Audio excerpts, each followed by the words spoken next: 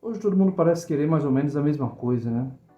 A heterogeneidade cultural do passado, ela cada vez mais se converte numa outra manifestação, né? Uma cultura mercantil que ocupa quase todos os lugares da nossa vida. Num vídeo recente eu falei sobre isso, né? Falei de como um dos raros elementos ainda não capturados pelo sistema, pelo seu padrão de lucratividade, é o sono, né?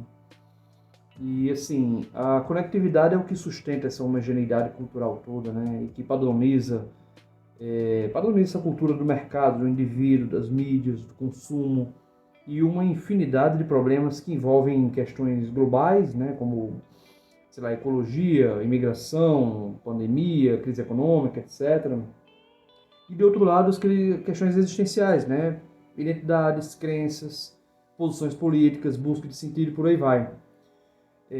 O Gilles Lipovetsky é um autor que surfa muito na onda de analisar esses fenômenos, o que ele chama de hipermodernidade, homoconsuméricos e tal, bem essa coisa meio quase modernista, né? Eu estava lendo um livro dele alguns dias atrás, chamado Cultura Mundo, né? Não estou com o livro aqui, mas o título é esse, A Cultura Mundo, Resposta a uma Sociedade Desorientada, um livro que ele escreveu com Jean Serroy. E ele dá esse termo, cultura mundo, para essa homogeneidade de que eu falei, né? A cultura mundo para ele é uma cultura não somente global, mas globalitária, né? Ela não é apenas um fato, mas ela também é um questionamento de si própria. É um mundo que se torna cultura, uma cultura que se torna mundo. Essa cultura homogeneizada é funcional não somente para as corporações, né, mas para o próprio poder político estabelecido. Só que eu pretendo falar menos de política aqui nesse vídeo, né? Acho mais interessante reforçar o efeito desse fenômeno na desorganização das consciências, nos modos de vida, na desorientação geral das sociedades. Todo mundo sabe, né? É trivial lembrar que a gente vive numa sociedade adoecida, né? Regada muito antidepressivo, antipsicótico, é transtorno para cá, transtorno para lá, e uma desconfiança geral que as pessoas têm de si próprias. E talvez por isso mesmo esse desespero de buscar um diagnóstico, né? É verdade que esses temores, né, nas sociedades e nas democracias sempre existiram, mas antes se convivia, né, nos outros tempos, com uma ideia de fé no futuro, né, uma certa fé que marchava junto com o mundo e dava a ideia de que esse mundo marchava, na verdade, para algo melhor. Só que isso não existe mais, né? Como diz o Todorov, né? A democracia ela convive há muito tempo com inimigos íntimos, né? E a sociedade em geral caminha errante, cada um para um lado, né?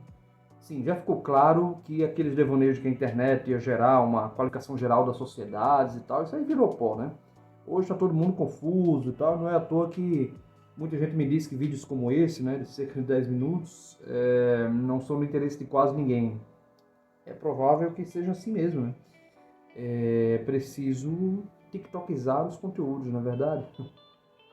Bom, mas o Lipovetsky, né, eu estava falando nele, ele escreveu esse livro há pouco mais de 10 anos e ele levanta vários problemas das promessas e promessas que foram feitas após o fim da Guerra Fria, né, que não se concretizaram. Ele fala lá das crises do México em 95, da Ásia em 97, da Rússia em 98, Brasil em 99, Argentina em 2001, a Turquia em 2002, a crise financeira de 2008. E ele destaca assim o 11 de setembro como o grande episódio marcante dessa era de insegurança que a gente vive. Só que o problema, como eu falei, não está só na escala geopolítica e econômica, né? A espiral de incredulidade, ela que cresce com nessa conjuntura toda, ela termina gerando uma falta de sentido geral. E assim, igrejas e coisas assim não dão mais conta de regular as crenças comuns, né? A vida íntima é afetada, a família, a identidade sexual, as relações de gênero, tudo isso vai se bagunçando. E as sociedades elas se desorganizam, né? Desorganizam em grupos que não dá para dizer que defendem coisas opostas, né? Por um lado, por exemplo, você tem quem defende a família tradicional como uma pauta política e por outro, há quem questione o padrão de família, né? Mas ao invés de aproveitar para derrubar o próprio conceito, a própria noção de família, eles procuram se esforçar para se encaixar nesse conceito, né? Então, enquanto o lado conservador está lá dizendo que família tradicional é um casal com filhos, etc., o lado oposto entende que a verdadeira família tradicional é uma família indígena ou qualquer coisa desse tipo, né? Alguma caricatura qualquer. Ou então a família não é só um casal com filhos, mas um casal com cachorros. uma família mononuclear, por aí vai, né? Enfim, não seria mais inteligente, às vezes, chutar logo o pau dessa barraca, né, de vez? Então, questionar, né, certos conceitos solidificados, ao invés de tentar ficar procurando se encaixar nele. Na verdade, todo mundo está querendo essa caixinha para si, né, ao invés de tirar as caixinhas do pedaço, né? É claro que eu falo isso, né, mas no fundo, né, como eu mesmo disse antes, aliás, melhor, o Lipovetsky disse, né, a sociedade está desorientada, né, de uma maneira que é muito ingênuo esperar que as pessoas, especialmente as correntes políticas, correntes organizadas, ou não organizadas mesmo, né, as grandes linhas de pensamento, é ilusão esperar que eles ajam de uma maneira racional, né, nesse cenário. É uma contribuição já antiga de Freud que parece encontrar aqui um novo patamar conceitual, que é a ideia de mal-estar, né, que ele trouxe, mal-estar na civilização. Ele destacou como sendo um atributo inerente da humanidade. É impossível ser pleno ou qualquer coisa desse tipo, uma vez que um certo mal-estar decorrente de uma angústia não nomeada, ele sempre persiste em cada indivíduo, né? Aliás, é interessante que o Christian Dunker, um psicanalista brasileiro, faz uma reflexão sobre a ressonância desse conceito freudiano de mal-estar, né? Em alemão, esse conceito significa Anbehagen, né? Ou seja, Behagen, que significa algo como estar agradável, acompanhado do prefixo an, que seria a sua negação. Né? Anbehagen, mal-estar. Né? Ora, para Christian Dunker, Anbehagen in der Kultur, né? Ou seja, né, mal-estar na civilização, ou mal-estar na cultura, dependendo da tradução, deveria ser entendida como mal-estar na civilização somente se pudéssemos entender esse mal-estar não somente como a negação de bem-estar, mas como a negação de estar. Né? É como se o mal-estar da civilização não fosse somente o oposto do bem-estar, mas representasse uma suspensão do estar, né? Uma impossibilidade de estar, uma ausência de lugar. Filosoficamente, nós conseguimos compreender daí uma certa apreensão a respeito da falta de sentido que afeta tanta gente, né? Essa incapacidade de se sentir parte de algo, essa necessidade de se enquadrar em um diagnóstico, né, para suportar a si própria e às vezes para suportar até as pessoas que ama, por aí vai. Isso me leva a um antropólogo de quem eu também gosto muito, né, que se chama David Le Breton. Ele escreveu um livro chamado Desaparecer de Si. E nesse livro ele fala do peso da existência, né, típico da nossa geração, do momento que a gente vive hoje, nessa vontade constante que nós temos de tirar férias, mas não somente férias do trabalho, sabe? Férias da vida, assim, férias de nós mesmos. E com essa crise, né, de uma moral coletiva, dos sentidos comuns, os sentidos que existem hoje eles são individualizados, né?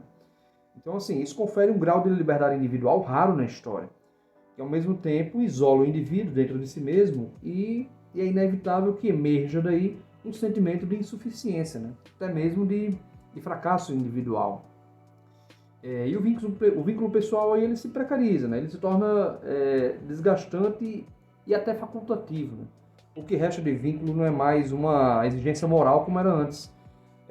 Agora vira um dado de ambivalência, né? Uma coisa episódica. Um teatro indiferente, cotidiano da projeção pessoal de cada um, de mim, de você e das vidas que a gente leva. Né? E o dia a dia ele vai se tornando mais descompromissado, né? Com chats, fóruns, feed, reels, stories e vários recursos que expressam um estar presente sem estar. Né? A galera vai mostrando o seu cotidiano, mas aquilo ali você está mostrando, né? Sem estar mostrando para alguém de fato, né? Ninguém é bem um receptáculo. É como se você estivesse mesmo ausente estando presente, né? É um não estar, se pegarmos o sentido de mal-estar de que falava lá o Christian Dunker. Então, assim, talvez seja isso que faça com que as pessoas busquem suas próprias fugas, né? Com que a gente se envolva de maneira tão mergulhada, né? De maneira tão imersa em atividades como exercícios físicos, viagens, vida noturna, né? Às vezes até com aparência diferente da diurna, retiros, mosteiros, tudo isso é muito comum hoje, até mais comum do que no passado, né? E, assim, apesar de se dizer que a sociedade hoje é muito materialista, há também uma busca de produção de sentido, né? Hoje há cada vez mais formas de espiritualidade se tornando populares, mesmo de espiritualidade laica, né? Você tem renovações carismáticas, New Age, budismo, por aí vai. E assim, o Le Breton ele fala que assim, até a paixão pelas caminhadas que as pessoas têm, ela configura uma vontade trivial, mas marcante de afastar-se, né, das rotinas da vida pessoal, por algumas horas que seja, ou mesmo um simples desejo de anonimato naquelas andanças, né? Um caminhante ele usufrui ali da liberdade de movimento, ele não deve nada a ninguém, ele não precisa se responsabilizar por nada, as exigências da vida social elas ficam, sei lá, elas ficam amenizadas, e aí você tem um exercício lúdico e controlado de desaparecimento. E, e é esse desaparecimento recebe desse antropólogo, né, do David Le Breton, um nome, que é o nome branco, né? O branco, esse branco, seria esse estado voluntário de ausência, de abdicação de si. É como a vontade de aliviar a pressão, né? Assim, procura mais por esse branco justamente aquele que está mais fatigado, que está mais saturado. Ele busca exatamente uma relação enfraquecida com os outros. Ele busca construir uma identidade no contexto do individualismo. Essa identidade é o seu refúgio, né? Assim, entre o vínculo social e o nada, esse sujeito busca, né, nessa identidade, construir um território intermediário, né? Uma maneira de até fazer-se morto, assim, por algum instante.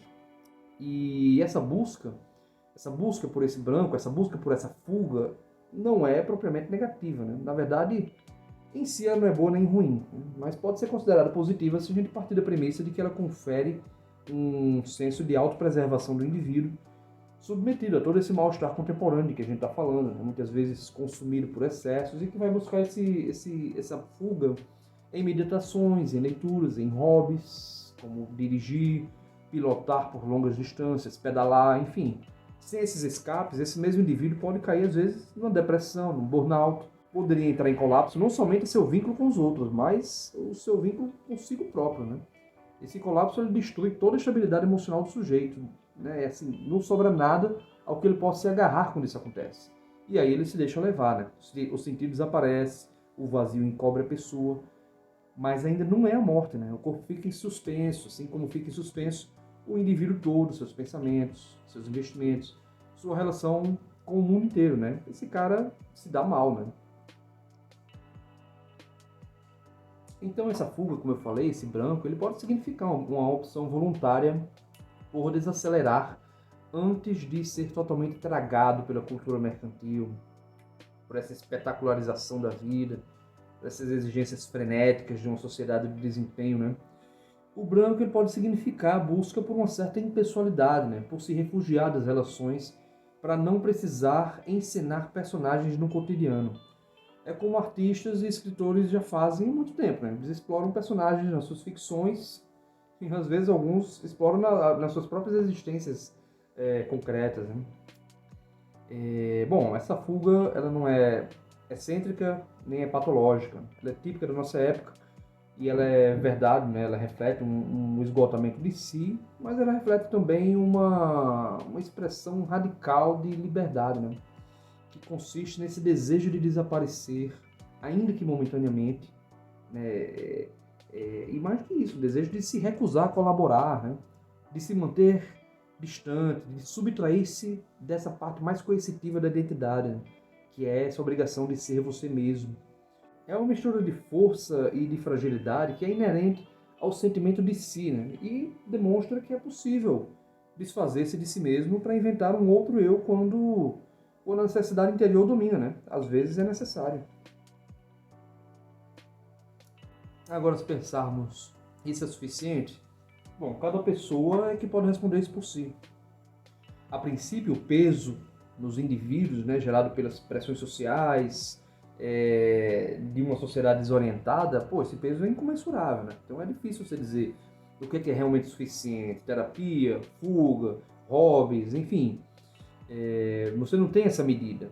Mas se essa fuga, se essa recusa, se esse apagamento voluntário, ele pode servir como uma resistência possível, então aproveitemos essa resistência.